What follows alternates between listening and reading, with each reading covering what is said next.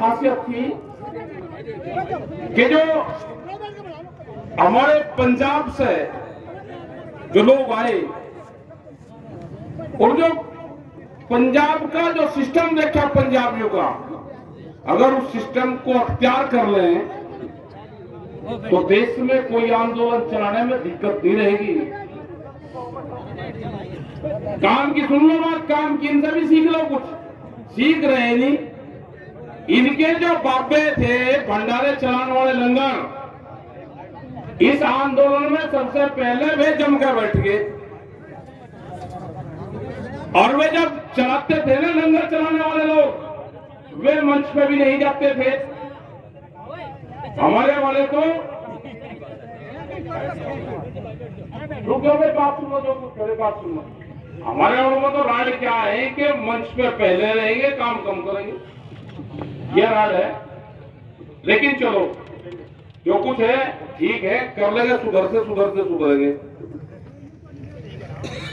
13 महीने में बड़ी जीत उसको कहेंगे किसानों की,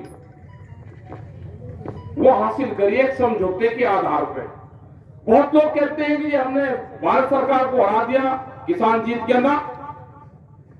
ना कोई हारा ना किसी की जीत हुई, एक समझौते के आधार पर उसको कहेंगे। और जब समझौता होता है पंचों का, पंच परमेश्वर, पंच प्यारे, 5 ही तो नहीं है। जब समझौता होता है तो जो फैसला हमारे पंचों ने किया भारत सरकार के बीच में, वो हम सब लोगों ने मान लिया। बड़ा सहयोग वहां पे उन मेडिकल के डॉक्टरों का रहा जिन्होंने 24-24 घंटे दवाइयां वहां पे बीमार लोगों को दी। जो वहां पे सफाई कर्मचारी थे उनका बड़ा योगदान रहा कि सूरज नहीं निकलता था और सफाई कर्मचारी पूरे उनकी सफाइयां करते थे। बड़ा योगदान यहाँ के भंडारों का रहा। हर गांव से जो अनाज, सिस्टम, दाल, लस्सियां जाती थी, सब गांव से गया। कोई उसमें भेदभाव नहीं था। किसी ने ये नहीं कहा कि आपका हिंदू या मुसलमान या सिख के किसी के घर से गया। आटे में किसी के कोई जाति धर्म नहीं है, वहां नहीं कहा किसी ने, लेकिन वहां सबने काम किया। यहां से पूरा इस क्षेत्र से भी, पूरा शामली क्षेत्र से, बहुत गांवों से यहां से सामान और वहां पे गए लोग रहे। वो आंदोलन जब पूर्ण रूप से हुआ, जब मीडिया के लोगों ने आपको 24 घंटे आपको दिखाया, वो प्रिंट मीडिया हो, इलेक्ट्रॉनिक मीडिया हो, वो हमारे सोशल मीडिया के बच्चे हो, उन्हें उस आंदोलन को सीखने के हिसाब से ट्रेनिंग वहां से ली।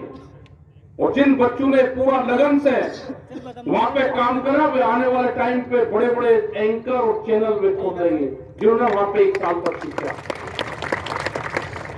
बहुत लोग कहते हैं कि 13 महीने रहे वहां पे, कष्ट झेला। जब ट्रेनिंग होती है तो ट्रेनिंग में तो कष्ट होते हैं।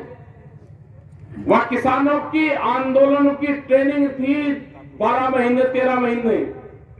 वह पूरी ट्रेनिंग इस देश के किसान ने ली, इस देश के नौजवान ने वहां पे ली कि हर मौसम में किस तरह से अपने घर से बाहर कैसे अपने बांस के झोपड़ी बना के हमको रहना है। और आज उसका एहसास होता है कि जिस किसान ने वहां पे बांस की झोपड़ी बनाई, जब वो झोपड़ी को हटाता है तो उसको दर्द हुआ। जब आंदोलन खत्म होता है तो 1 दिन में खत्म हो जाना चाहिए। जब कोई पॉलिटिकल मीटिंग होती है तो 3 बजे लोग चलने लगते हैं, लेकिन वो दुनिया का एक पहला इस तरह का आंदोलन है कि आंदोलन की समाप्ति तो 19 तारीख को हो गई थी, जब प्रधानमंत्री जी ने एक बड़ी घोषणा की, लेकिन उसके बाद में भी लोग गए नहीं। और जब वहां समझौता हो गया 9 तारीख में, उसके बाद में भी वहां पे भीड़ बढ़ना शुरू हुई। और बहुत लोगों को कहने के बाद में वे कल 11 और 12 तारीख में आज लोग वहां से निकलना शुरू हो रहे हैं। उनको दर्द एक चीज का रहेगा हमेशा कि जहां पे हम 1 साल रहे, जिस गांव में हम 1 साल रहे, उस गांव की हमेशा याद आएगी। वो आंदोलन के गांव, वे विचारधारा, वे अलग अलग भाषाओं के लोग, वे हमको दोबारा कहां मिलेगी। लेकिन खुशी इस बात की है कि 1 साल की उनकी ट्रेनिंग पूरी हुई है। जिन लोगों ने उसमें 25 से 30-40 लाख लोगों ने वहां पे हिस्सा लिया होगा उस आंदोलनों में, जो फिजिकल रूप से वहां पे आए होंगे उस आंदोलनों में, क्योंकि 25 लाख के आसपास तो लोग 26 जनवरी में थे, 4 लाख ट्रैक्टर थे उस टाइम पे। तो हर रोज जो आदान प्रदान हुआ तो बहुत बड़ी संख्या में आदान प्रदान हुआ। वे वैचारिक रूप से बहुत लोग जुड़े जो वहां तक आ नहीं सकते थे, और ये वैचारिक क्रांति थी, ये पूरे हिंदुस्तान में गई। इस वैचारिक क्रांति से जो भी बच्चे जुड़े, जो भी नौजवान जुड़े, वे बेरोजगार युवा जुड़े, उनको एक ट्रेनिंग स्थल वहां पर था। वे बड़ी सोच लेकर वहां से गए। सरकार 13 महीने बाद में मानी तो 13 महीने बाद ही वे गए। भारत सरकार से हमारा यह है कि जो समझौता हुआ उस समझौते पे काम करें। एमएसपी का इशू चला है पूरे देश भर में। अब एमएसपी को पत्रकार जान गए, एमएसपी को गांव का किसान जान गया, जो अपने खेत में फसलें बोता है उसको एमएसपी का पता चल गया।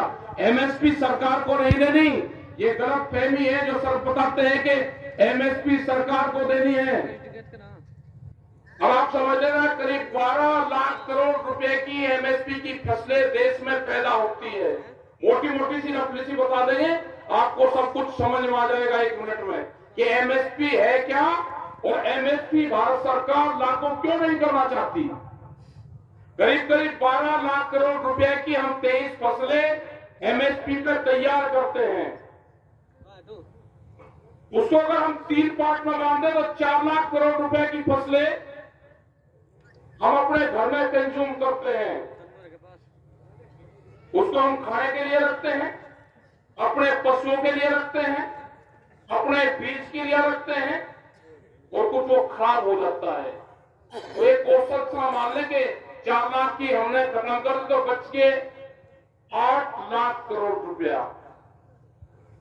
4 लाख करोड़ रुपए की हम फसलें ये मान लेते हैं कि उसकी एमएसपी पे खरीद होती है, वो कम तिब्बती हो सकता है।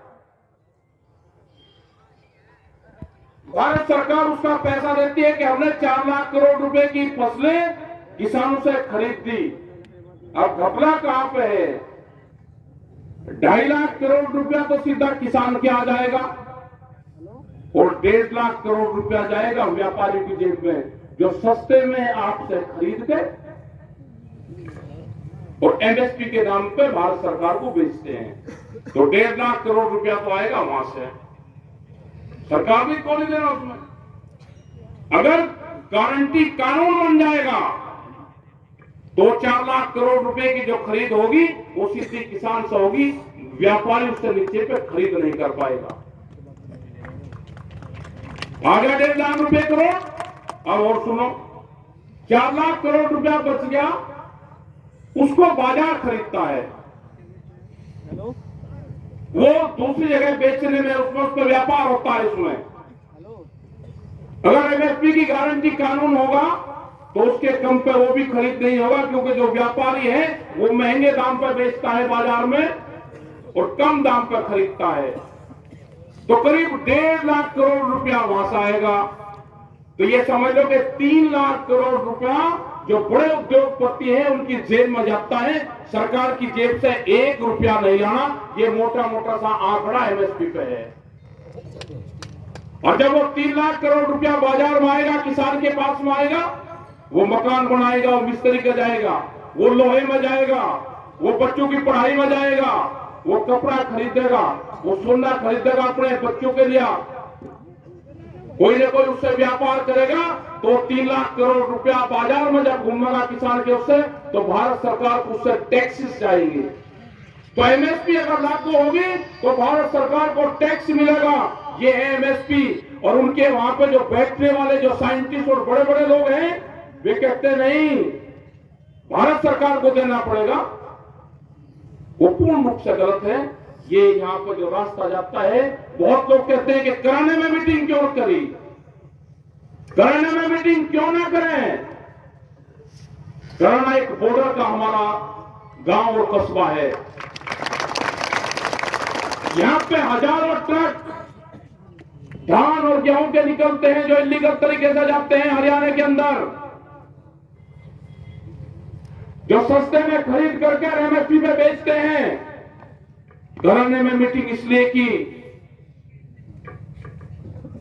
कि ना जाए व्यापारी का माल, ना जाए वहां पे। हम अपना 50 क्विंटल धान नहीं बेच सकते, व्यापारी 25 से 30 हजार क्विंटल फसलें बेचता है।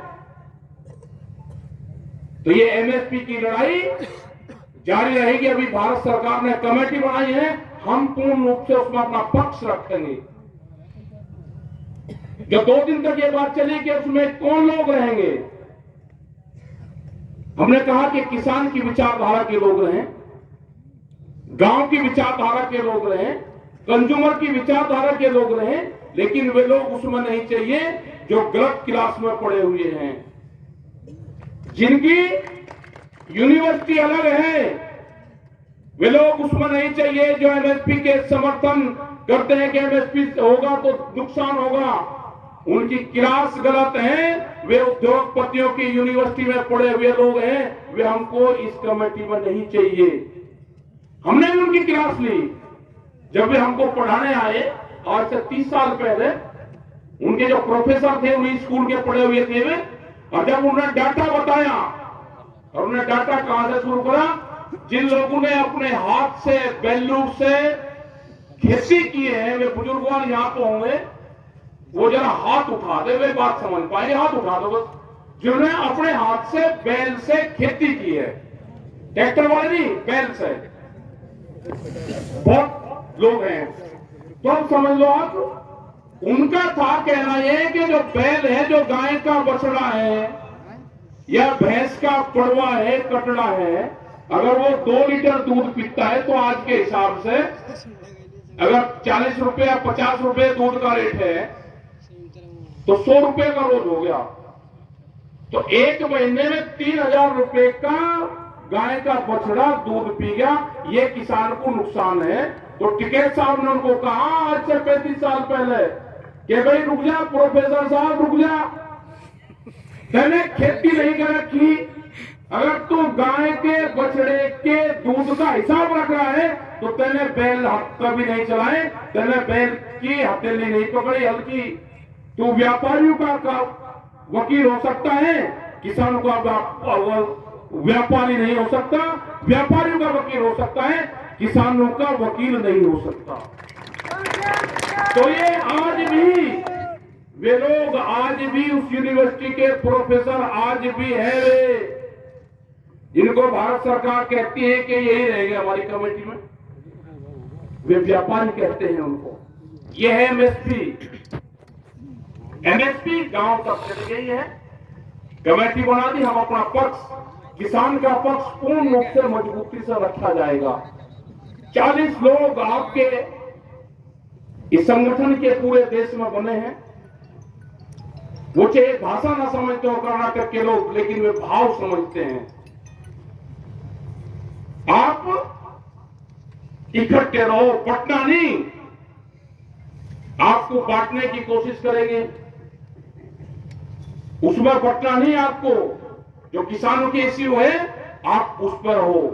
अभी यहां के भी बहुत से मामले हैं, हाईवे एक निकल रहा है यहां का भी, ये दिल्ली देहरादून इकोनॉमिक कॉरिडोर, उसके भी बहुत मामले हैं। यहां पे सहारनपुर, शामली, मुजफ्फरनगर, बागपत, एक ये भी है, इसमें भी जो ये निकल रहा है, इसमें भी कुछ किसानों की जमीन चली गई, पैसा नहीं मिला, तो इसमें भी किसानों के जो मुआवजा है उस पर सहमति नहीं बन पा रही। तो यहां के अधिकारियों से है कि उन किसानों से बैठ के बातचीत करें, जो मसले हैं उनको समाधान करें। आंदोलन खत्म हो गया, उन अधिकारियों से भी बातचीत होगी, जो पीडी है, जो डीएम है, उनसे बातचीत होगी। बहुत से सवाल आए हैं, वो जब बातचीत होगी तो उनसे बात करेंगे। लेकिन ये सारी चीज जब होगी, जब आप इकट्ठे रहोगे। बहुत बड़ी प्रेस आई, दिल्ली तक के लोग कवर करने आ रहे कि कैराने में जा रहे, कैराने में जा रहे। कैराने में क्यों जा रहे हैं जी? हाँ जाएंगे भाई, कैराने में भी जाएंगे। कैराना का मजदूर जो हमारा नौजवान है वो पानीपत में काम करने जाता है जी। जो हमारे यहाँ के बच्चे हैं पानीपत में काम करने जाते हैं, वो इंडस्ट्रीज यहाँ पे भी लग जाए। कैराने में इसलिए जा रहे, कैराने में इसलिए जा रहे कि जो यहाँ पे बिजली के खंभे दिखते हैं, अगर ये खंभा उत्तर प्रदेश की जमीन पे है तो किसान को 175 रुपए हाउस पावर बिजली का बिल देना पड़ता है, और अगर यही जमुना के पार होंगे तो उसको 35 रुपए हाउस पावर देना पड़ता है। कैराना में जाएंगे, उत्तर प्रदेश सरकार को बताएंगे कि बिजली के रेट हरियाणा के बराबर करो, जाएंगे।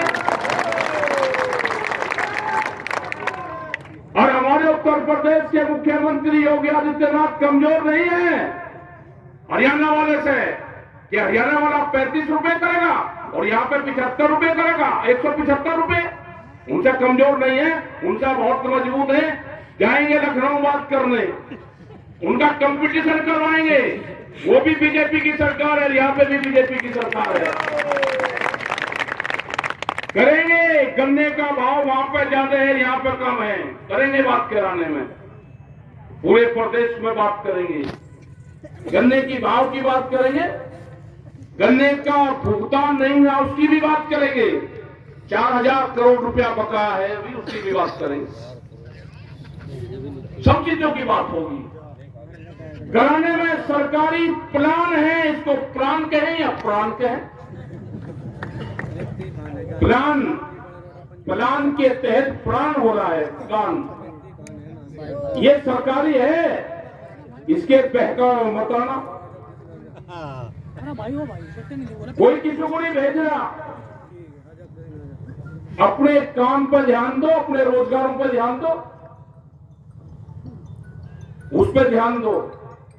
बहुत बड़ी संख्या में हर रोज यहां से आदान प्रदान हमारा पानीपत का है। बहुत से बच्चे वहां पे अपना काम करते हैं, उस पर ध्यान दो। इन सियासी चालों में मत पड़ो। यहां पे मेल मिलाप है सबका, और वो मेल मिलाप ही रहेगा, इसलिए कराने में आए।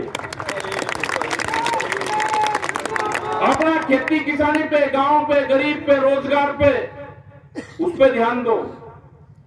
भारत सरकार से एक समझौता हुआ है, वो हमने बताया, वो समझौता भारत सरकार लागू करें। उत्तर प्रदेश और हरियाणा की सरकारों के वहां के मुख्यमंत्रियों से बात करेंगे। जो किसानों के ऊपर मुकदमे दर्ज है, करीब 50,000 से ज्यादा मुकदमे हरियाणा में दर्ज हैं, और 25-30 हजार लोग पे हमारे पे उत्तर प्रदेश में भी दर्ज हैं, जिनके पास में नोटिस गया। अगर कोई ट्रैक्टर वहां पर लेकर चला गया तो उसके पास में नोटिस जाएगा, तो वो भी बात करेंगे। वे 10 साल पुराने ट्रैक्टरों की भी बात करेंगे हम सरकारों से। वे 10 साल पुराने ट्रैक्टर वे थे कि जो एनजीटी के नाम पे बंद करने का प्लान है, क्या कोई किसान जिंदा बच जाएगा कि 10 साल में अपना ट्रैक्टर बदल देगा? कोई रेते में चलाता होगा या कोई किराया भाड़ा करता होगा तो बदल सकता है, लेकिन किसान नहीं बदल सकता। पंपिंग सेट, जनरेटर 10 साल में बदले जाएंगे जी। हमने कहा जी 10 साल में तो नहीं बदले जाएंगे, हम ये ट्रैक्टर आपको दिल्ली की चमचमाती सड़कों पर चला कर दिखाएंगे।